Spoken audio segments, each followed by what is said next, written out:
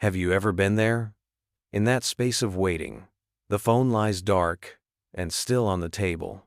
The three dots that signify someone is typing appear, and then, just as quickly, they vanish. A message read, left unanswered. A question hanging in the air of a quiet room, met only with averted eyes and a sealed mouth. There is nothing. And yet, that nothing is the loudest thing you have ever heard. There is a saying, a truth felt deep in the bones of anyone who has ever waited for a word that never came. The silence of one person is sometimes the loudest thing in the heart of the other. This silence isn't empty. Oh no. It is a vacuum, and into that vacuum our minds, our hearts, our deepest fears rush in to fill the void. It becomes a roaring cacophony of doubt, of self-criticism, of worst-case scenarios playing on a loop. It's a storm that rages not in the space between you and them, but entirely within you. And today, we are going to walk into the heart of that storm together. We are going to explore why that silence feels so deafening, and how, by understanding one of the most profound concepts in psychology, we can learn not just to quiet the noise, but to find our own truth within it. Imagine a woman named Elara. She and her partner Liam had a disagreement. It wasn't a shouting match. No doors were slammed. It was a quieter kind of conflict, one of mismatched expectations and words left unsaid. Now, for 2 days, Liam has been distant. His texts are brief, perfunctory. When she asks if everything is okay, he simply replies, "I'm just tired." But his silence says so much more. Or rather, Elara's mind insists that it does. In her heart, a frantic and terrible orchestra is tuning up. The first violin is the shrill sound of inadequacy. He's realized he doesn't love me anymore. It was that stupid thing I said. I've pushed him away.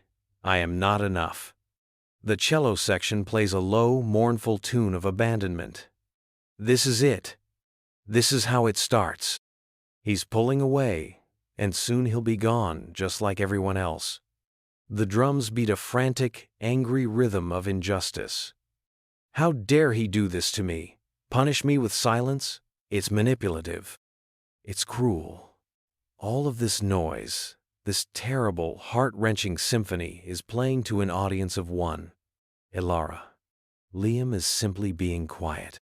But Elara is hearing a declaration of war, a verdict on her worth, and a prophecy of her own loneliness. She is trapped in the deafening noise of his silence. Does this feel familiar? Have you ever been Elara, conducting your own internal orchestra of fear while someone else simply remained quiet? You check your phone again and again, not just hoping for a message, but searching for a reprieve from the stories you are telling yourself. You replay every last conversation, dissecting your own words, searching for the fatal flaw, the moment you ruined everything. The truth is, the pain you are feeling is real. It is immense, but its source may not be where you think it is. This journey we are on today is about shifting our gaze from the locked door of the other person's silence to the intricate and often hidden landscape of our own inner world. If this idea of looking inward, of decoding the messages hidden in our own emotional reactions, is already sparking a new perspective for you, take a moment to subscribe to Mind Decode Explained. We journey through these intricate landscapes of the mind together, exploring the why behind our feelings to find a path toward healing and self-understanding. By joining our community, you are taking a step towards transforming these painful moments into opportunities for profound personal growth. To truly understand what is happening inside Elara and inside any of us who have faced that wall of silence, we must turn to one of the titans of psychology, a man who mapped the deepest territories of the human soul, Carl Jung. Jung gave us a concept so powerful, so fundamental to understanding ourselves, that it holds the key to quieting this internal noise. He called it the shadow. Now, the word shadow sounds ominous, doesn't it? We think of darkness, of things that are hidden and sinister. But in Jungian psychology, the shadow is not inherently evil. It is simply everything about ourselves that we have refused to see. It is the repository of all the parts of our personality that we have disowned, repressed, and deemed unacceptable. Think of it like a suitcase you've been packing since you were a child. Every time you were told, "Don't be angry," you stuffed that anger into the suitcase. Every time you felt needy and were met with rejection, you crammed that neediness inside. Every time you felt selfish or jealous or weak or loud or too much, you pushed those parts of yourself down, locked the suitcase, and tried to forget it existed, but it's still there. You are still carrying it, and that suitcase is heavy. The shadow, as Carl Jung described it, contains all the things we cannot or will not acknowledge in ourselves. The problem is, what we disown in ourselves does not simply disappear. It gains a kind of autonomous energy. It wants to be seen. And how does it do that? It does it through a fascinating and often destructive psychological mechanism called projection. Projection is like having an old-fashioned movie projector in your mind. This projector is loaded with a film reel of your own shadow wall, your unacknowledged fears, insecurities, and traits. When you encounter a person or a situation that is a blank screen like Liam's silence, your internal projector switches on, and you cast that film onto the screen. You are no longer seeing the other person for who they are. You are seeing a movie of your own inner world, starring them. Let's look back at Elara. Her silence from Liam is the perfect blank screen. Her mind, armed with its projector, immediately starts playing her shadow's greatest hits. That shrill violin of inadequacy? That's her own deep-seated, disowned fear of not being good enough. It's a fear she has carried long before Liam, a part of her shadow she has tried desperately to ignore. But now, she projects it onto him. She isn't just feeling inadequate. She has become convinced that he sees her as inadequate. She has cast him in the role of the judge who finds her wanting. The mournful cello of abandonment? That's her own unresolved trauma, her own shadow fear of being left alone. She projects this onto Liam, turning his temporary quietness into a prelude to a final departure. She isn't just feeling the fear of abandonment. She is experiencing his silence as an act of abandonment. The angry drums of injustice? This is perhaps the most subtle and powerful projection. It could be Elara's own disowned anger. Perhaps she was taught that good girls don't get angry, so she stuffed her own capacity for anger, for setting boundaries, for expressing displeasure, deep into her shadow. Now, when faced with a situation that makes her feel powerless, she cannot access her own healthy anger. Instead, she projects it onto Liam. She imagines him to be seething with a manipulative, punishing rage, because it is the only way her mind can make sense of the intense feelings she is experiencing without having to own them as her own. Carl Jung famously said, "Everything that irritates us about others can lead us to an understanding of ourselves." This is the very essence of shadow work. Liam's silence has become irritating, agonizing, and terrifying for Elara. Not necessarily because of Liam's intent, but because it is triggering and illuminating every single disowned part of her. The deafening noise is the sound of her own shadow banging on the inside of that suitcase, screaming, "Look at me! Acknowledge me! I am here!" This is a critical point in the journey of self-improvement. We often believe that solving the problem means forcing the other person to break the silence, to give us the reassurance we crave. We think if Liam would just text back, "I love you, everything is fine," the noise would stop. And it might, for a moment. But the projector is still loaded. The shadow is still unacknowledged. The next time there is a moment of silence, a moment of uncertainty, the film will start rolling all over again. The true path to healing, the true psychology of self-mastery, is not to change the other person's behavior, but to turn around, face our own projector, and finally watch the movie of our own shadow. There's a common misconception about this process. Many people believe that confronting the shadow means indulging in negativity or becoming a worse person. They think, if I acknowledge my anger, I'll become an angry person. If I acknowledge my neediness, I'll become a pathetic drain on others. But Jung's entire philosophy points to the opposite. He believed in a process called integration. Integration doesn't mean letting your shadow run the show.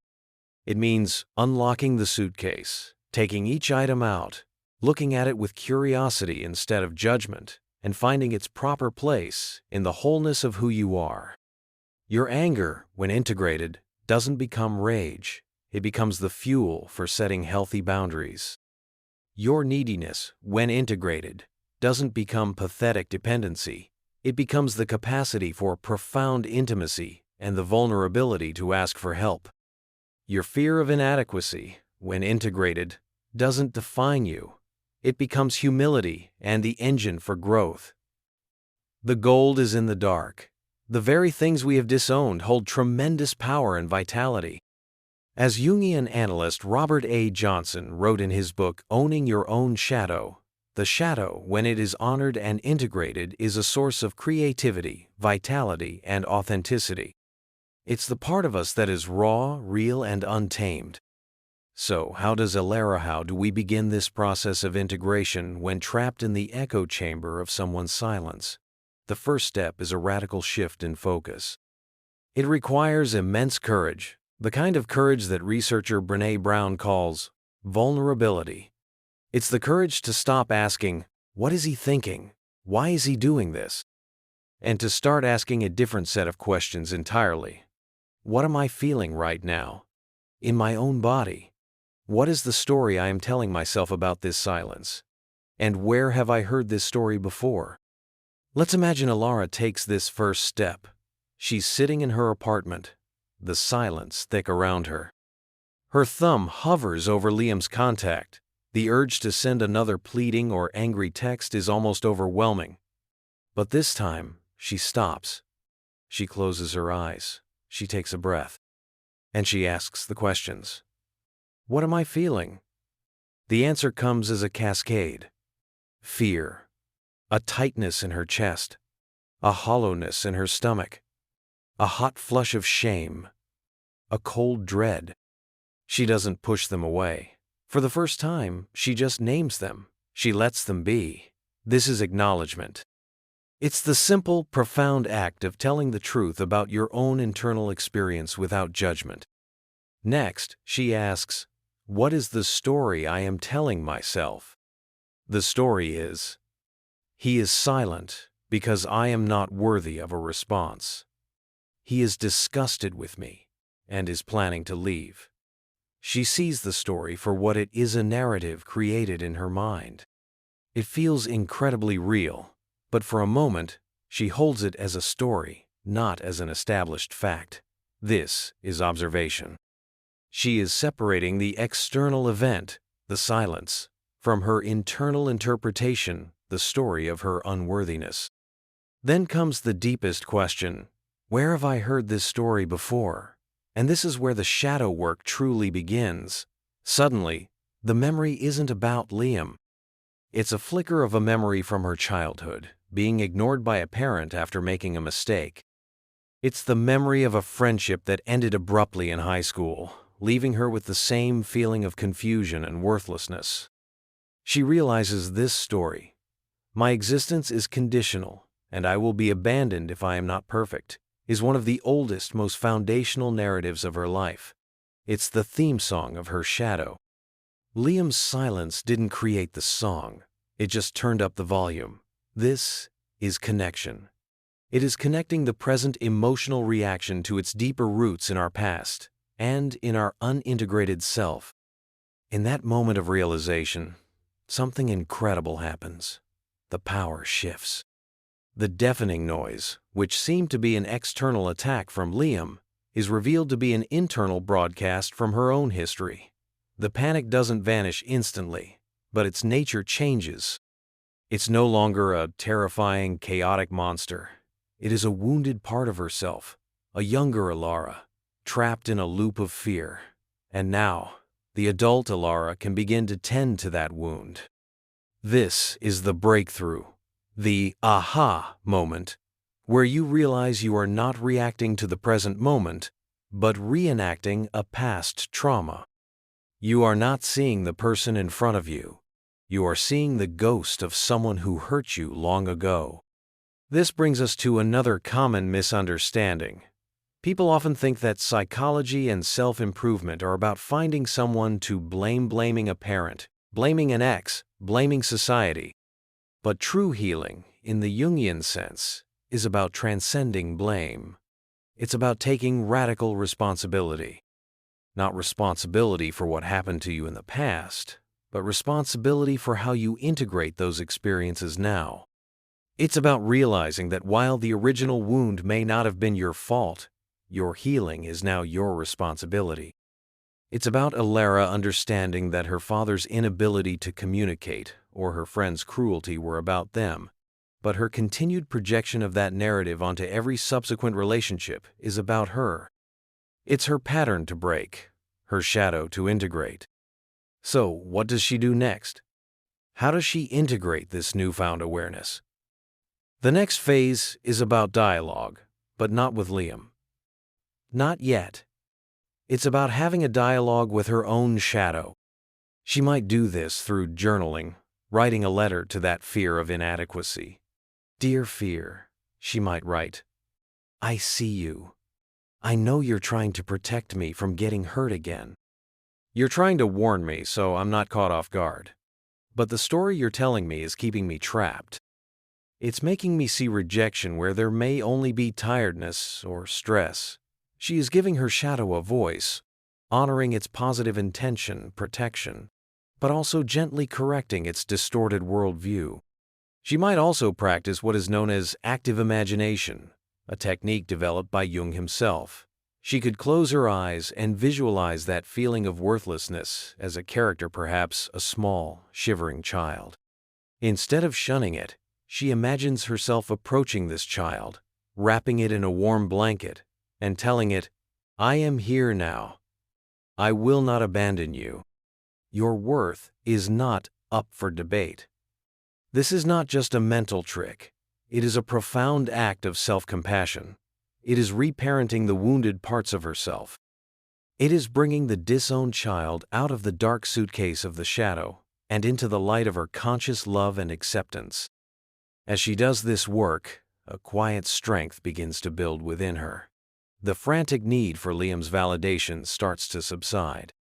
Her sense of self-worth is no longer entirely dependent on his response because she is learning to source it from within. The internal noise is quieting down, not because the silence outside has been broken, but because the war inside is moving towards a truce. She is no longer just a reactor to the world. She is becoming the creator of her own inner peace. This is the heart of what it means to improve yourself, to engage with your own psychology. It is the journey from being a leaf tossed in the wind of other people's actions and emotions to becoming a rooted tree, capable of weathering any storm because its strength comes from its own deep and hidden roots.